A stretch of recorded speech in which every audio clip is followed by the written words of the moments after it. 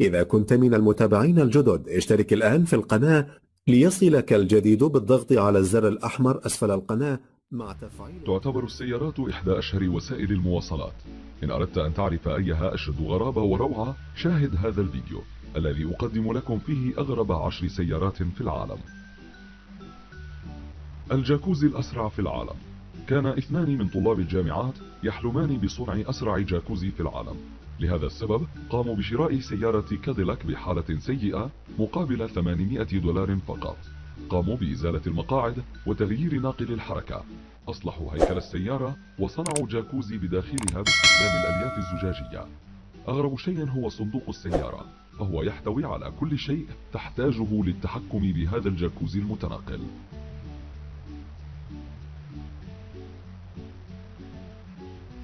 السيارة الطائرة هي سيارة تتحول في ثوان معدودة إلى الطيران في الهواء. تستخدم هذه السيارة البنزين وتسير في الشوارع كأي سيارة أخرى. عند تحولها تصبح طائرة تستطيع الإقلاع والهبوط في أي مطار في العالم. تتمتع هذه السيارة بتكنولوجيا متطورة وأجهزة خاصة بالملاحة الجوية وطيار آلي ونظام مظلة للطوارئ.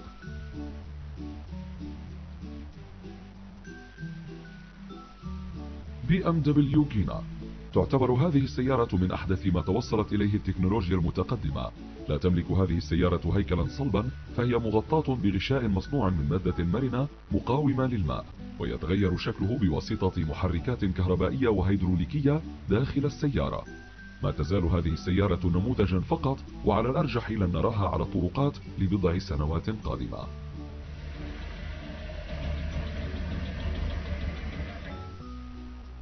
أطول مونستر تراك، وهي الأطول من نوعها في العالم.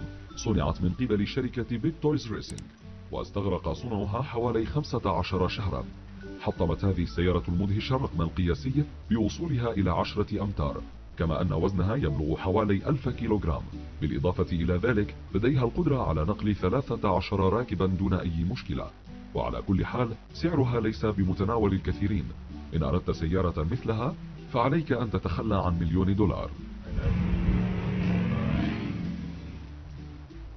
سيارة الليجو. تبدو هذه السيارة كلعبة عملاقة، ورغم أنها لا تسير بسرعة كبيرة فيجب ملاحظة أنها صنعت باستخدام نصف مليون قطعة ليجو. أكثر ما يدعو للإعجاب هو المحرك، فبعكس المحركات التقليدية يعمل هذا باستخدام الهواء المضغوط، ما يجعلها قادرة على السير بسرعة 90 كيلومترا في الساعة.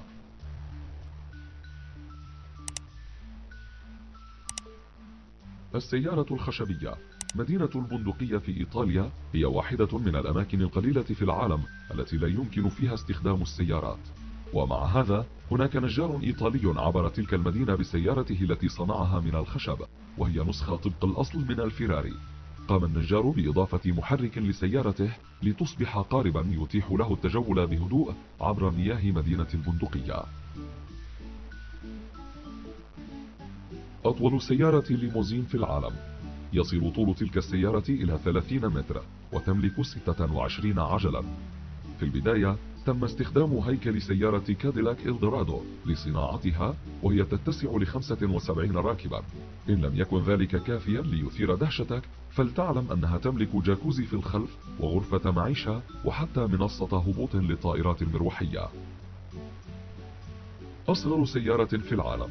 وفقا لموسوعة جينيس فهذه أصغر سيارة تم إنتاجها في العالم. تم بيع هذه السيارة كوسيلة نقل لشخص واحد، وتتميز بأن لديها 3 عجلات فقط. يوجد المحرك تحت المقعد، والغيارات لا تحتوي على الريفيرس. لذلك فالطريقة الوحيدة لإرجاع هذه السيارة للخلف هي بسحبها بواسطة مقبض موجود خلف السيارة.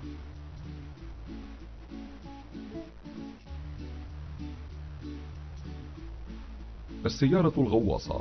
هذه السيارة كهربائية، وهي قادرة على السير على الأرض وكذلك الغوص تحت الماء. هذه السيارة مكشوفة تماما، وبهذا يتمكن الركاب من المغادرة بسهولة في الحالات الطارئة. بالطبع لتتمكن من الغوص بالسيارة عليك استخدام أسطوانات لتزودك بالأكسجين اللازم للتنفس. هذه السيارة الرائعة تأتي بسعر باهظ يبلغ $1,000,000. سيارة ثراست SSC. هذه السيارة مزيج من سيارة وطائرة مقاتلة. مما يجعلها أسرع سيارة في العالم. تستطيع التسارع من 0 إلى 100 في ثانيتين فقط، وتتجاوز سرعتها القصوى 1228 كيلومتر في الساعة، وبهذا تكون أول سيارة تخترق حاجز الصوت.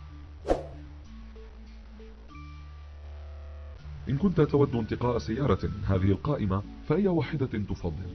أخبرنا في التعليقات.